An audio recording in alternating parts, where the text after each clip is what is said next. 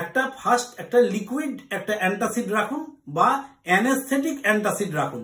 বাজারে এরকম anaesthetic antacid ভালো কোম্পানির প্রচুর পাওয়া যায়, দেখে নেবেন ভালো একটা কোম্পানির অ্যানেস্থেটিক অ্যান্টাসিড, গায়ে লেখা থাকবে, এরকম জিনিস দেখে নিন, কিনে নিয়ে বাড়িতে রাখুন। যখনই hyper acidity, epigastric pain, GERD গলা বুক জ্বালা করা, এইখানে ব্যথা, গলার কাছে কিছু জড়ো হয়ে থাকা, কি পেটের মধ্যে ব্যথা হচ্ছে, তখন অ্যাডাল্ট লোকেরা মোটামুটি ধরে রাখুন 12-14 বছরের উপরের থেকে আপ টু একদম সিনিয়র সিটিজেন সবাই যে জিনিসটা খেতে পারেন সেটা হচ্ছে লিকুইড অ্যান্টাসিড বা অ্যানেস্থেটিক অ্যান্টাসিড। একটা অ্যানেস্থেটিক অ্যান্টাসিড যদি একটু বেশি পরিমাণে আপনি মোটামুটি 15 ml 20 ml খান, দেখবেন সাধারণভাবে যদি হাইপার অ্যাসিডিটি বা এইখানে ব্যথা, এপিগ্যাস্ট্রিক পেন বা গলাবুক জ্বালা এইসব সমস্যাগুলো হয়ে থাকে, দেখবেন তাতে কমে যাওয়ার কথা।